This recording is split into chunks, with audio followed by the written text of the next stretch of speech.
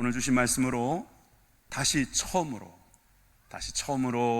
제목으로 함께 은혜를 나누겠습니다. 결혼식에 이제 반지를 나누고 손을 잡은 장면이지요. 여러분, 우리는 저 순간을 결혼하신 분들은 기억할 겁니다. 얼마나 아름다운 순간이었습니까? 처음 가진 그 마음, 첫날 밤, 또 처음 사랑, 줄여서 첫사랑. 처음 것은 참 다 그렇게 신비롭고 아름답습니다. 올여름 너무 더웠죠? 예년 같으면 가로수에 낙엽이 좀 질 법도 한데 아직도 푸릅니다. 그래도 여러분, 첫눈은 좀 왔으면 좋겠습니다. 이렇게 가면 첫눈 안 올 것 같아서 걱정입니다. 여러분들은 첫눈 이야기하면 좀 웃을 줄 알았는데 어떻게 여러분 표정 보고 첫눈 안 올 것 같습니다. 첫눈이 기분 나빠서 안 올 것 같아요. 눈이지 뭐, 오면 굉장히 피곤하지 뭐. 여러분, 그렇게만 보지 마시고 여러분 첫눈의 그 기다림, 그 설레임도 여러분들에게 있길 바랍니다. 여러분, 이 첫 경험이라는 것은 우리가 어디서부터 시작했는지를 보여주고 또 그것이 우리들이 누구인가를 보여주기도 합니다. 첫 키스 같은 짜릿함의 기억이 아닐지라도 또 우리가 어떤 첫사랑의 어떤 진한 기억이 없을지라도 여러분, 우리가 이 처음에서 우리가 가졌던 그 마음이라는 건 알아요. 어떤 분은 첫 출근할 때 정말 그때 잡았던 계획들 아직도 열심히 달려가고 있지 않습니까? 학교에 들어갔어요. 그토록 원했던 학교 들어갔는데 그 첫 시간에 그 첫 수업에서 받았던 그 영감이라 하면 이상한가요? 또 교회 왔어요. 교회 왔더니 너무 좋아요. 너무 좋네. 그 첫 사랑, 첫 느낌. 어떤 분은 이제 예수님을 믿기 시작하면서 그냥 하루하루가 너무 행복한 거예요. 그때 그 순간들이 여러분들에게 있을 겁니다. 오늘 그 얘기가 오늘 본문에 등장합니다. 잘 들어보시기 바랍니다. 오늘 이 이야기의 시작은 에베소 교회에서부터 시작됩니다. 여러분들은 에베소를 잘 아십니다. 에베소서라는 서신서도 있기 때문입니다. 참 은혜가 되는 말씀이죠. 은혜와 구원에 대한 메시지, 참 우리가 들을 때마다 볼 때마다 은혜를 받죠. 그런데 이 에베소 교회를 향한 예수님의 메시지는 어떠했을까요? 여러분, 에베소에 보낸 예수님의 편지를 함께 보시겠습니다. 자, 2장 1절 말씀, 계시록의 말씀입니다. 함께 읽겠습니다. 에베소 교회의 사자에게 편지하라. 오른손에 있는 7뼈를 붙잡고 7 금촛대 사이를 거니시는 이가 이르시되. 에베소 교회의 편지, 사자에게 편지했는데 누가 보냈는가 봤더니 7뼈를 붙잡고 7 금촛대 사이를 거니시는 이랍니다. 그럼 7뼈는 뭐고 7 금촛대는 뭐냐? 주석을 볼 필요 없습니다. 바로 앞절을 보시면 됩니다. 1장 20절 후반부에 7뼈는 7 교회의 사자요, 7 촛대는 7 교회다, 이 말입니다. 여기서 말하는 사자란 전령이라고도 할 수 있고 또 어떤 목회자일 수도 있고요, 사자일 수도, 천사일 수도 있겠습니다. 그런데 그 교회마다 세워주신 분들이 있다면 목회자를 합시다. 이 목회자를 주님께서 붙들고 있는 겁니다. 그리고 7 촛대는 교회라고 했습니다. 7개의 촛대 하면은 메노라라고 생각이 되는데, 여러분, 그 메노라라는 것은 우리 성소에 들어있는 그런 등대, 그걸 이야기하지만 또 여기서는 그 7 촛대가 바로 교회다 그러시는 거예요. 예수님은 바로 그 교회 사이를 거니시면서 말씀하시는 분이시다, 이 말입니다. 예수님께서 교회에게 주시는 말씀, 바로 저와 여러분들에게 주시는 말씀인 줄 믿으시기 바랍니다. 요한계시록의 말씀은 예언의 말씀이고 이름 그대로 계시의 말씀입니다. 그 예언의 말씀과 계시의 말씀을 듣고 행하는 자마다 복이 있을 것입니다. 요한계시록 1장 3절의 말씀처럼 여러분 듣고 순종하고 그 삶을 살아내시는 은혜가 있길 바랍니다. 왜냐하면 이 요한계시록은 예수님의 말씀이기 때문이에요. 복음서만 예수님의 말씀이 아니에요. 요한계시록도 예수님께서 우리에게 주시는 말씀이에요. 교회에게 주시는 말씀인 줄 믿으시기 바랍니다. 요한계시록에 7교회가 있었다고 했어요. 완전 숫자 7개. 여러분, 그러니까 요한계시록에 나오는 7교회는 바로 우리들의 모습이라는 것입니다. 어느 한 교회만 특정 지어서 말할 수는 없어요. 그 7교회를 종합해 보면 우리들의 모습이 거기에 다 들어있어요. 7교회를 소개합니다. 저는 에서버 두사빌라라고 외웁니다. 이게 뭔 소리냐? 소아시아 지역, 저 아시아가 보입니까? 저 아시아는 옛날에는 저기를 아시아라고 불렀어요. 저 왼쪽 상단부에 있는 저 아시아 지역에 7개의 교회가 세워집니다. 에베소, 서머나, 버가모, 두아디라, 사데, 빌라델비아, 라오디기아. 이렇게 7교회가 저기에 쫙 있어요. 예전에는 저기를 아시아라고 불렀어요. 그러니까 유럽의 입장에서 보면 저 에게를 넘어 있는 저 땅은 아시아라고 본 거예요. 한국은 극동아시아죠. 저 아시아 끝이라고 보니까 한참 먼데, 사실은 유럽인들의 시각으로는 터키도 아시아, 우리나라도 아시아, 그렇게 본 거예요. 그런데 저 아시아를 구분하기 위해서 이제 소아시아라고 부르죠. 저 소아시아의 7개의 교회를 향한 말씀. 오늘은 에베소 교회를 봅니다. 지금 지명은 셀추크라고 합니다. 셀추크. 이번 순례단이 여기를 가게 될 거예요. 근데 이 셀추크에 가보면 에페수스라고 하는 곳이 있는데 그게 에베소예요.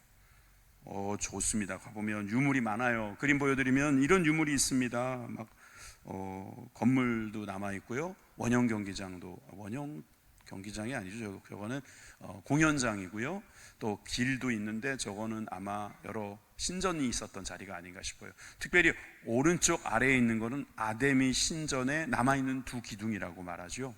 저런 모습도 우리가 볼 수 있는데, 자, 에베소 교회의 특징은 이렇게 유적이 많이 남아있는 것만으로도 말할 수 없습니다. 여기에는 로마 총독부가 있었습니다.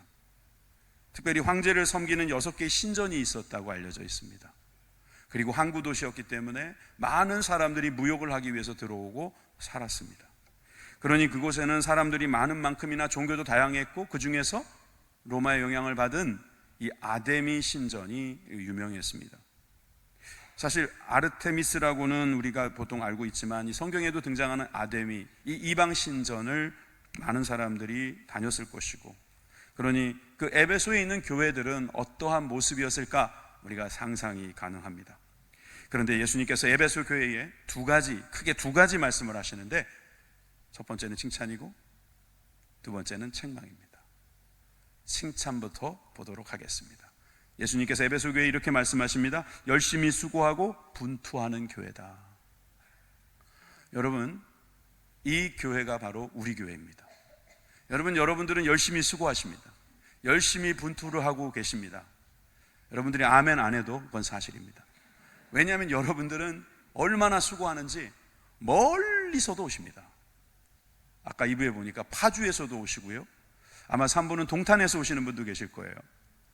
인천 저 끝에서 오시는 분들 말할 것도 없고요. 여러분 멀리서 오시는 거, 그것도 수고예요. 얼마나 수고하십니까? 그냥 오십니까? 여러분 꽃단장하고 오시고, 여러분 마음에 가득 사랑을 담고 오시는 거예요. 여러분들은 정말 수고하시는 분들이에요. 여러분들의 행위를 보면 그냥 칭찬받을 만해요.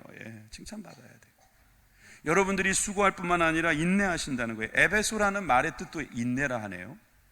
여러분, 그 에베소에는 그 인내하던 사람들이 많았던 거예요. 특별히 악한 자들을 용납하지 않았다는 말씀도 굉장히 인상적입니다. 여러분, 우리는 용서해야 되는데 악한 자를 용납하지는 말아야 합니다. 악한 자가 나에게 들어오도록 그냥 놔둬서는 안 된다는 것이죠. 다시 말해서 싸울 수 있어야 한다는 거예요. 막을 수 있어야 되는 거예요. 구분할 수 있어야 된다는 거예요. 에베소 교회가 그런 수고를 아끼지 않았다는 것입니다. 그런 의미에서 여러분들은 교회가 교회되기 위한 투쟁을 열심히 하고 있다는 것을 주님께서 알고 계십니다. 여러분, 왜 목사님은 우리들한테 이 칭찬이 왜 이렇게 인색해요? 라고만 말씀하지 마세요. 지금 하고 있잖아요. 말씀을 통해서 하고 있잖아요. 이럴 때는 내 얘기구나, 옆에 분 이야기구나가 아니고 이건 내 얘기구나. 빨리 옆에 분이 말해주세요. 당신 이야기입니다. 빨리 말해주세요. 당신 이야기입니다. 좀 칭찬받을 땐 칭찬 좀 받으세요. 여러분 정말 수고 많으세요. 여러분들은 정말 이단과 싸워 이기려고 노력하고 계십니다. 달콤한 유혹들도 받으셨을 거예요. 친구들은 가고 있으니까 나도 가야 되나 이런 생각도 들었을 거예요. 그렇지만 거짓된 것을 드러냈다고 그래요. 참았다 그래요. 견뎠다 그래요. 게으르지 않았다 그래요. 여러분들이 그런 칭찬받을 만한 하나님의 거룩한 성도임을 믿습니다. 사실 여러분들이 이 시대에 또 이 지역에 살고 있다는 것은 에베소와 너무 비슷합니다. 에베소는 종합해 보면 도시예요. 도시. 어떤 시골이나 어떤 농가가 있는 그런 지역이 아니에요.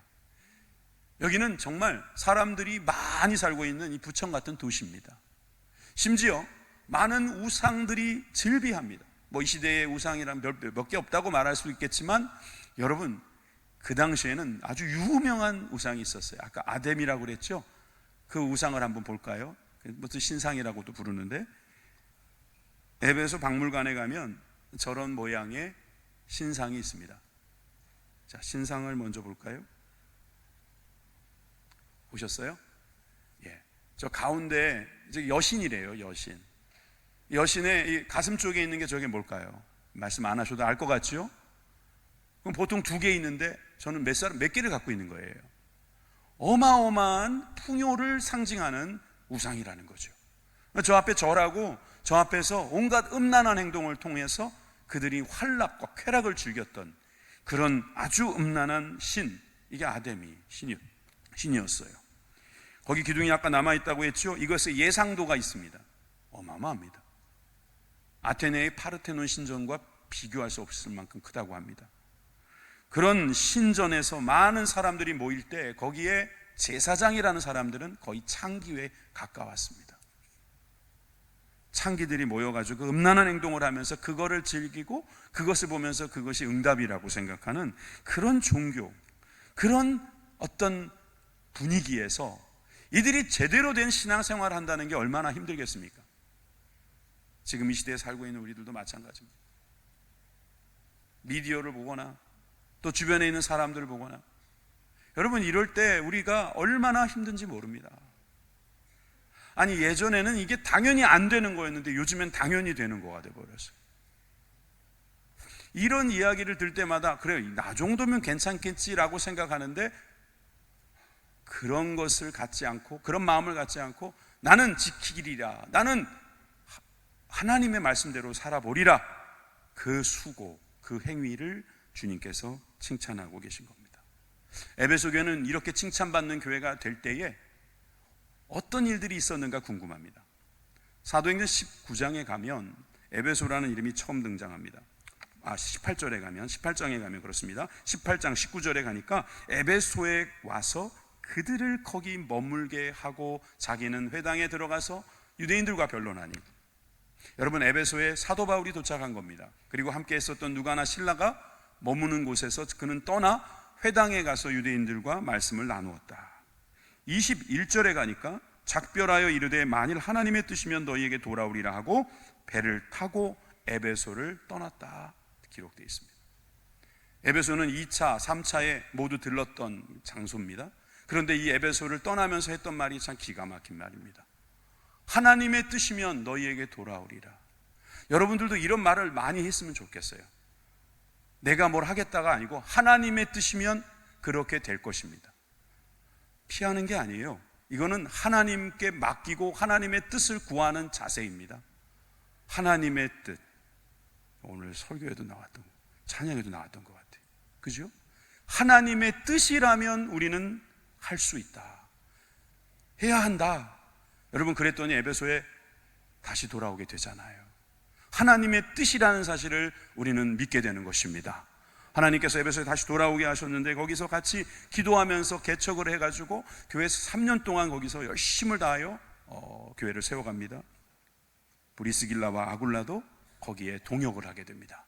자, 26절에 보니까 그가 회당에서 담대히 말하기를 시작하거늘 브리스길라와 아굴라가 듣고 데려다가 하나님의 도를 더 정확하게 풀어 이르더라. 장소는 에베소입니다. 그런데 여기에 누가 등장했냐면 아볼로라고 하는 전도자가 도착한 겁니다.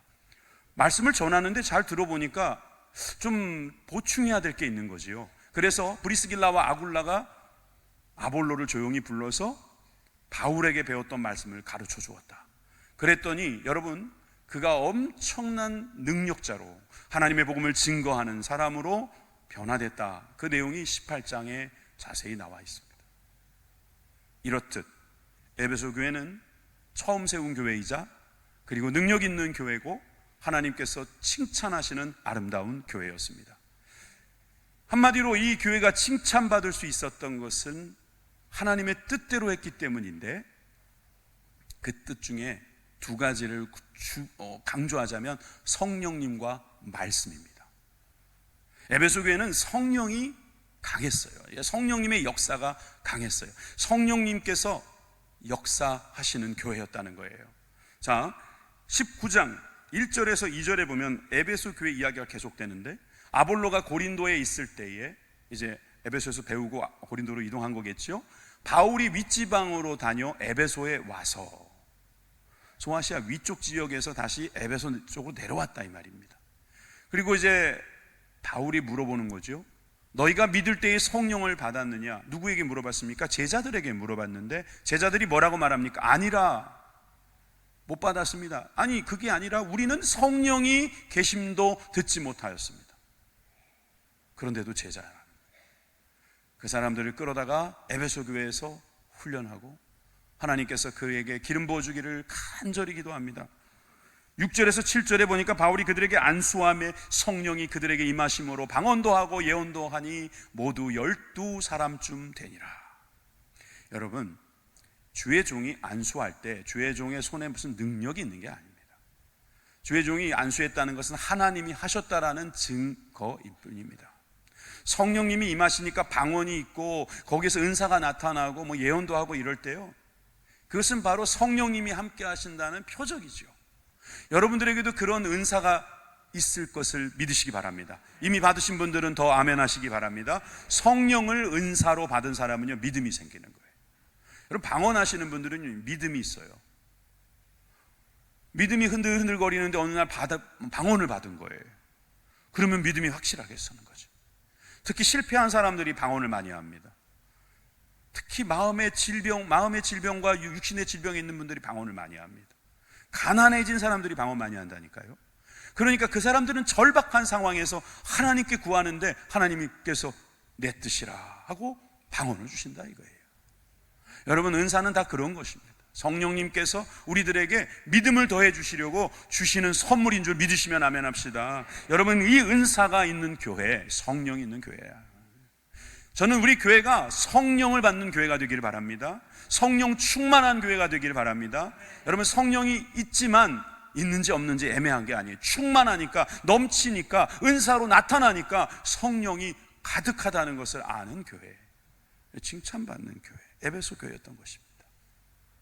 또 한 가지 더 있다고 했죠. 말씀이 있는 교회였어요. 말씀이 아주 잘 훈련된 교회였어요. 사도행전 19장 8절에서 9절에 보니까 바울이 회당에 들어가서 석 달 동안 담대히 하나님 나라에 대하여 강론하며 권면하되, 여러분, 하나님의 나라 천국의 복음을 증거하는 예수님과 같이 바울도 그곳에서 강론하고 권면했습니다. 그런데 놀라운 일은 9절에 어떤 사람들은 마음이 굳어서 순종하지 않고 무리 앞에서 이 도를 방해하기도 했다는 거예요. 여러분, 대사도 바울도 복음을 전했을 때 안 듣는 사람이 있어요. 왜? 마음이 굳어가지고요. 마치 발 뒤꿈치 굳은 살처럼 딱딱하게 굳어가지고 어떤 말씀도 틈을 주질 않는 그런 마음이 있다는 거예요. 그런 사람들은 예수 그리스도의 복음을 비방하겠지요. 그런 게 어디 있냐고, 세상에 그 보이지 않는 것을 왜 믿냐고 그럴 수 있어요. 그런데 바울이 그들을 떠나서 제자들을 따로 세우고 그 와중에도 제자들이 생기는 거예요. 그런데 그 소수의 제자가요, 두란노 소원에 모여서 날마다 강론하니라, 말씀을 배우니라, 말씀을 가지고 연구하니라, 말씀을 실천하고 적용하니라, 이런 말이에요. 요즘도 뭐 두란노 소원이라는 출판사가 있는데 제자들이 모여서 말씀을 더욱 열심히 공부하는 곳, 그것이 바로 교회인 줄 믿으시기 바랍니다. 우리 교회는 말씀이 분명히 우리들의 삶에서 적용되는 두란노 교회 같은 귀한 축복이 있길 바랍니다. 여러분, 두란노 소원, 여러분 오늘 예배 끝나고 나면 오후에 또 좋은 강사님이 오셔서 말씀 주시죠. 이 가을에 공부하게 하소서, 이 가을에 하나라도 더 알게 하소서. 청고마비의 계절이라고 하는데 저는 살찌지 않게 하시고 저는 더 지혜롭게 하옵소서. 여러분 기도할 수 있기를 바랍니다. 그런 축복이 여러분들에게 있을 거예요. 열심히 수고하고 분투하는 칭찬받는 에베소 교회, 그런 교회 되기를 간절히 소망합니다. 두 번째, 오늘 두 가지만 이야기합니다. 처음 사랑의 자리로 돌아가라 라고 하시는 말씀이 있습니다. 이것은 사실 책망입니다. 책망을 주신다는 것은 사랑한다는 뜻입니다. 그 책망을 통해서 우리가 변화되기를 원하신다는 것입니다. 여러분, 예수님을 믿는데 변화가 안 일어나는 것은 기적입니다. 여러분, 당연한 것은 당연한 것입니다. 여러분들에게 일어나고 있는 이 변화, 또 일어나다가 요즘에 일어나지 않는 변화, 오늘 이 말씀에 집중하면 답을 찾을 수 있겠습니다. 요한계시록 2장 4절 말씀 다 같이 읽습니다. 시작. 그러나 너를 책망할 것이 있나니 너희 처음 사랑을 버렸느니라. 아멘. 자, 처음 사랑을 버렸다고 책망하시는데 그 다음에는 그러면 어떻게 해야 되는가를 말씀하셨겠죠? 5절입니다. 그러므로 어디서 떨어졌는지를 생각하고 회개하여 처음 행위를 가지라. 만일 그리하지 아니하고 회개하지 아니하면 내가 내게 가서 내 촛대를 그 자리에서 옮기리라. 여러분, 처음 사랑을 버렸는데 처음 사랑을 가지라 이렇게 안 하시고 처음 행위를 가지라 하는 말씀에 여러분 눈길을 주십시오. 그런데 이 처음 행위를 갖기 위해서 무엇을 해야 되는지를 그 앞에서 찾으십시오. 떨어졌는지, 어디서 처음 사랑이 떨어졌는지 생각하라는 거예요. 신앙생활에는 생각이 필요합니다. 어디서 떨어졌는지 생각하셔야 합니다. 그리고 회개해야 합니다. 그것이 처음 행위를 가질 수 있는 길입니다. 더 중요한 건 또 뭡니까? 회개하지 않으면, 그런 생각하지 않으면 내가 가서 내 촛대를 그 자리에 옮기리라. 촛대가 뭐라 그랬죠? 아까? 촛대? 7촛대? 교회라고 그랬어요. 다시 말해서 더 이상 교회가 아니다 이 말입니다. 처음 사랑, 처음 행위를 찾지 못하면 더 이상 교회가 아닌 거예요. 이 말씀을 좀 더 깊이 생각해 봤으면 좋겠어요. 왜냐하면 우리가 어디서 떨어졌는지를 생각해야 된다는데, 사실 예전에 나는 처음 사랑이라는 건 못 해봤습니다. 오늘 잘 오셨어요.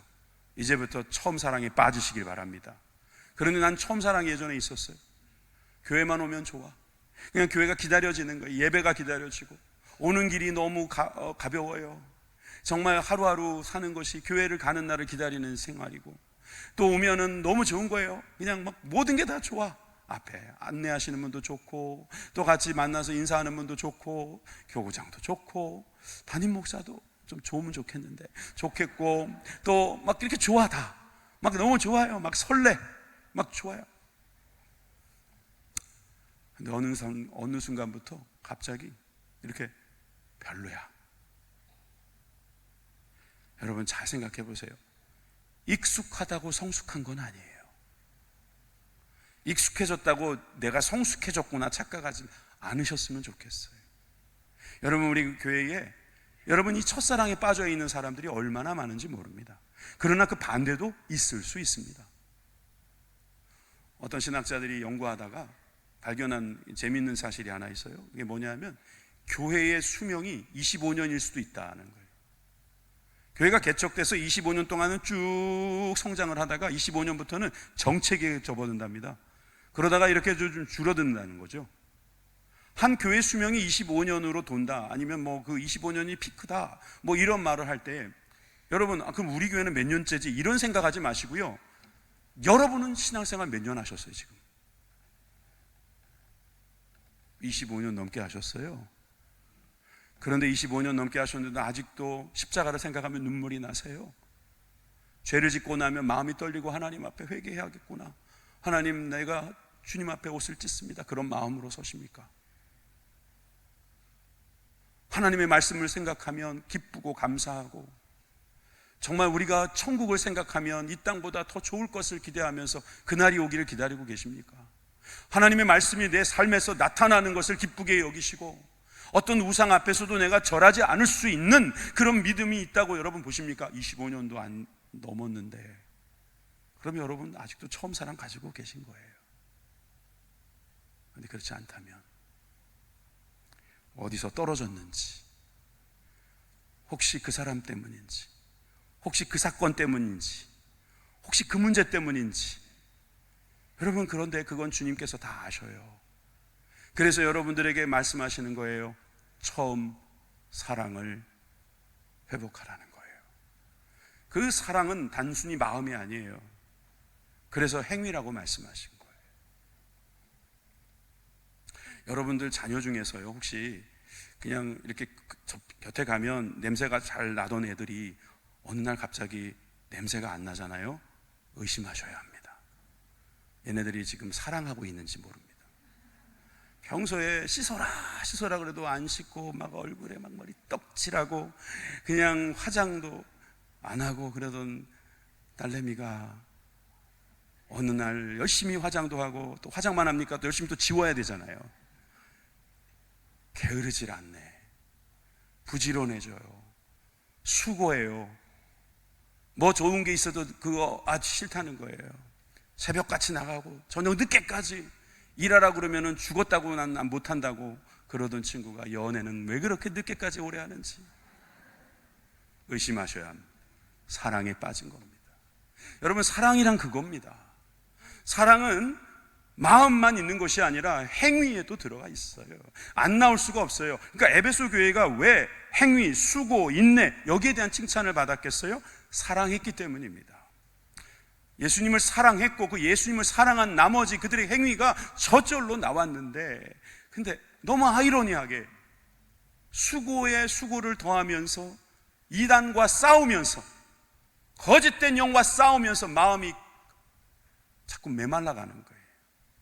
전투하는 가운데 나도 모르게 지치고 힘든 거예요. 하나님께서 이걸 아시는 거죠. 예수님께서 이걸 아시고 안타까운 마음으로 처음 사랑을, 처음 행위를 회복하라고 말씀하고 계십니다.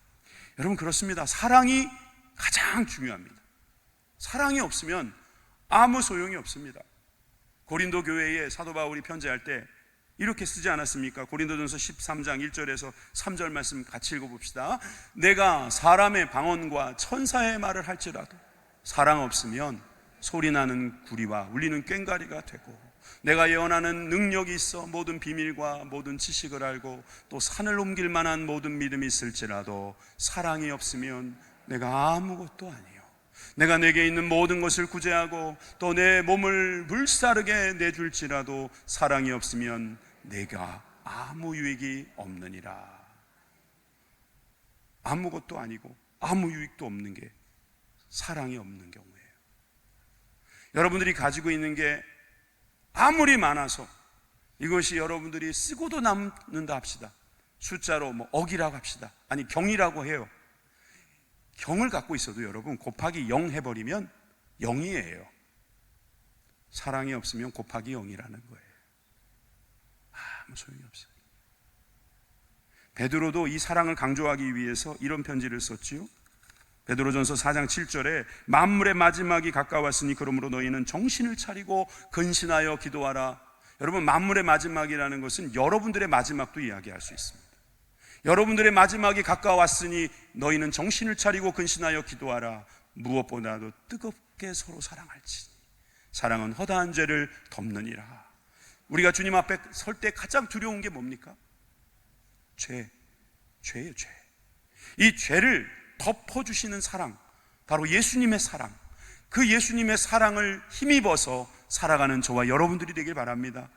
예수님께서 여러분들을 사랑한다는데 우리 마음이 굳어져서 그런 게 어딨어, 하나님께서 너를 사랑하고 내가 너를 축복하는 게 내 뜻이다 이러는데 그런 게 어딨냐고. 차라리 내 돈을 믿지, 내 주목을 믿지 이러는 사람들이 있어요. 아니, 하나님께서 프로포즈해도 노땡큐 하는 그런 간은 도대체 어디서 팔아요? 얼마나 간이 크신 거예요?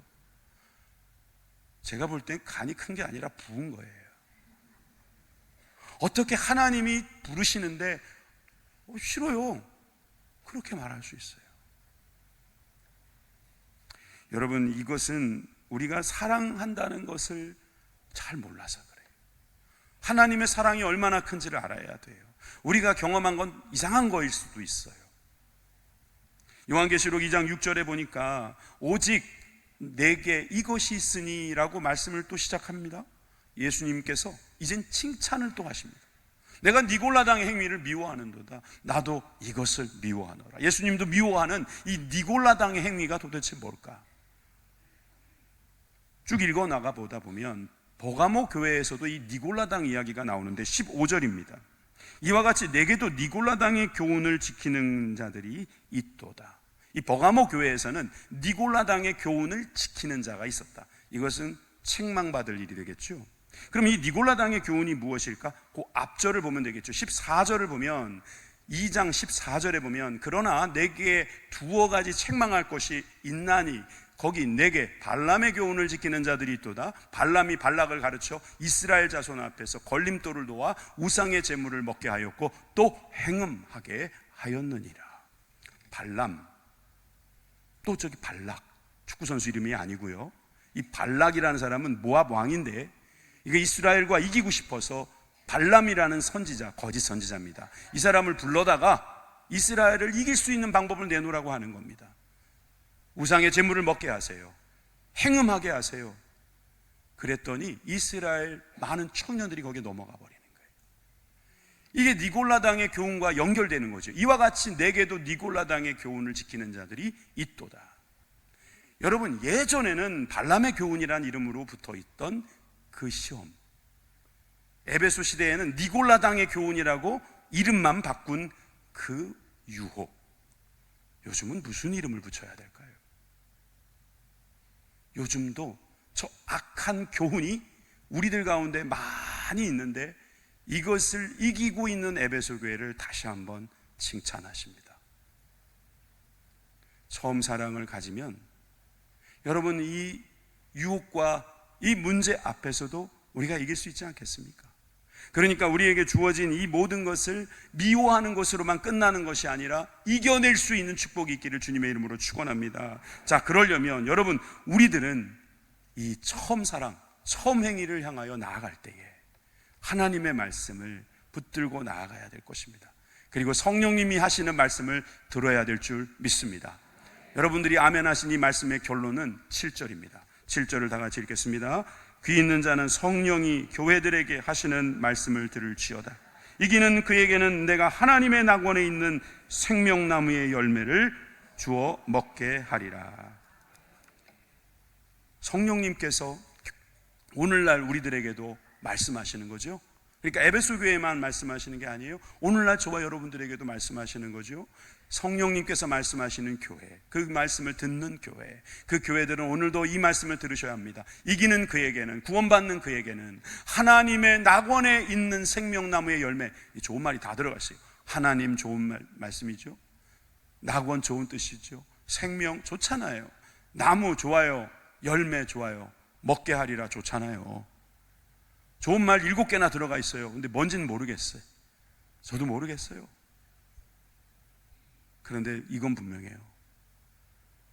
여러분들이 그토록 좋아하는 거, 하나님 아닌 것에 지금 폭 빠져서 그것이 최고의 기쁨인 줄 알고 놓지 못하는 거, 그런 따위와 비교할 수 없어요.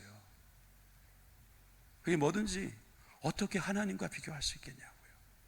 하나님께서 우리에게 약속하신 그 생명과 같은 그 놀라운 축복과 비교할 수 있겠냐고요.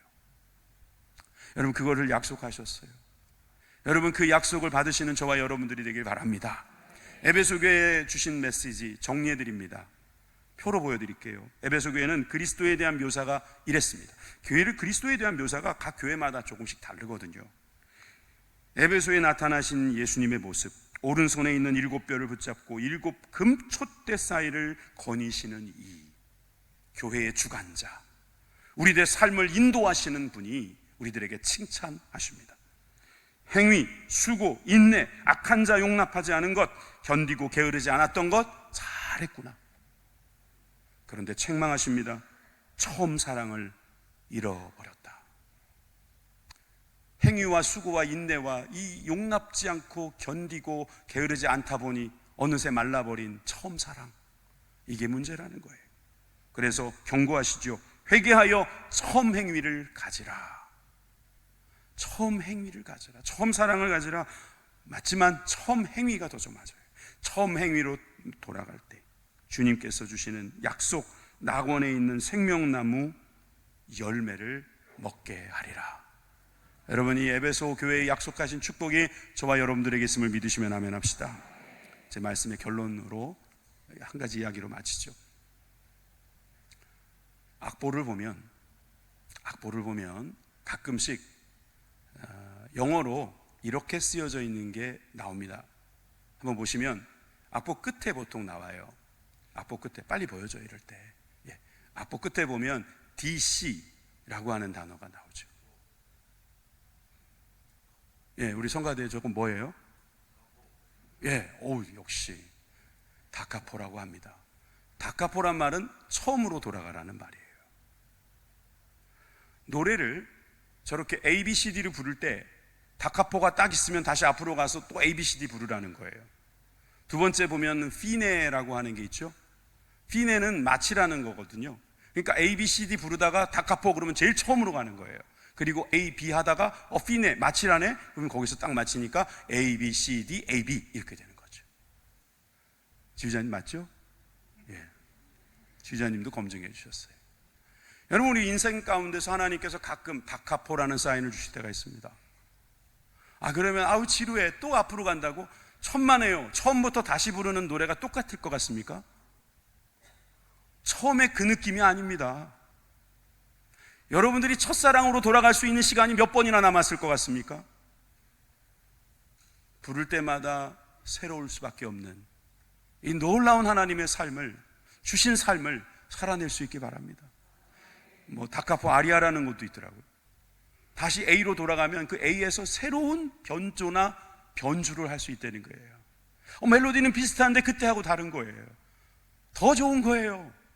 더 전입가경인 거예요. 내가 20년 전에 받았던 그 첫사랑, 그보다 더 좋은 그 사랑을 여러분들도 할 수 있어요. 507년 전에